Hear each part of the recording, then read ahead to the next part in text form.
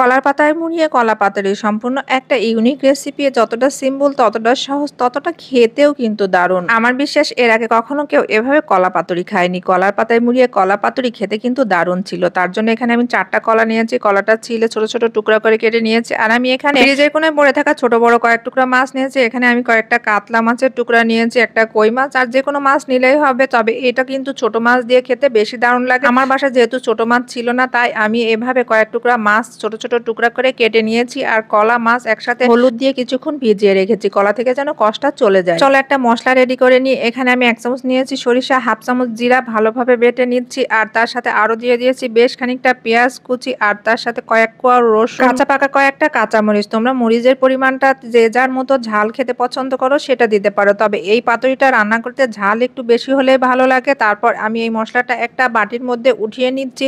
আর এখন এই মশলাটা আমি কিছুক্ষণ সময়ের জন্য ম্যারিনেট করে রেখে দেব। লবণ, হলুদ, আরো দিয়ে দিয়েছি ধনিয়া গুঁড়া। আর এখানে আমি লাল মরিচের গুঁড়াটা সামান্য পরিমাণ ব্যবহার করেছি জাস্ট কালারের জন্য। এটাতে কিন্তু একেবারেই ঝাল নাই। আর এখন পরিমাণ মতো সরিষার তেল দিয়ে কিছুক্ষণের জন্য মাছ আর কলা ম্যারিনেট করে রেখে দেবো। আমি যেদিন এই রেসিপিটা আমার বাসায় করেছিলাম সবাই অনেক মজা করে খেয়েছিল। আর এটা খেতে কিন্তু দারুণ হয়েছিল, যেহেতু কলার পাতায় আর কলা একটা আলাদা ফ্লেভার অ্যাড হয়েছিল। খেতে কিন্তু এত অসাধারণ হয়েছিল। এখন চলেন কলার পাতা কেটে নিয়ে আসি। আমি কিন্তু কলার পাতাটা আমার 3 তলা জানালা থেকে কেটেছি, কারণ আমার কলার গাছটা অনেক বড় হয়ে গেছে। একটা জিনিস হচ্ছে, কলার পাতায় যে কোনো রান্না করতে হলে কলার পাতা কিন্তু আগে থেকে ভালোভাবে ধুয়ে একটু গরম চুলার পরে আঁচ দিয়ে নিতে হবে। তাহলে পাতাটা একটু নরম হয়ে গেলে আর ভেঙে যাওয়ার সম্ভাবনা থাকবে না। এখন আগে থেকে মেরিনেট করা মাছ দিয়ে উপর থেকে কিছুটা কাঁচা পেঁয়াজ, কাঁচা মরিচ আর 1 স্লাইস লেবু, ধনিয়া পাতা দিয়ে আবার উপর থেকে কিছুটা সরিষার তেল দিয়ে ঢাকনা দিয়ে ঢেকে দেবো। আর এখানে আমি বাটি ধোয়া সামান্য পরিমাণ পানি ব্যবহার করেছি। এটা আপনারা দেখতে পেরেছেন, এটা ভাপে যেহেতু হবে কলার পাতায় মুড়িয়ে, তাই এখানে বেশি পানি ব্যবহার করার দরকার নাই। আর বেশি পানি ব্যবহার করলে কিন্তু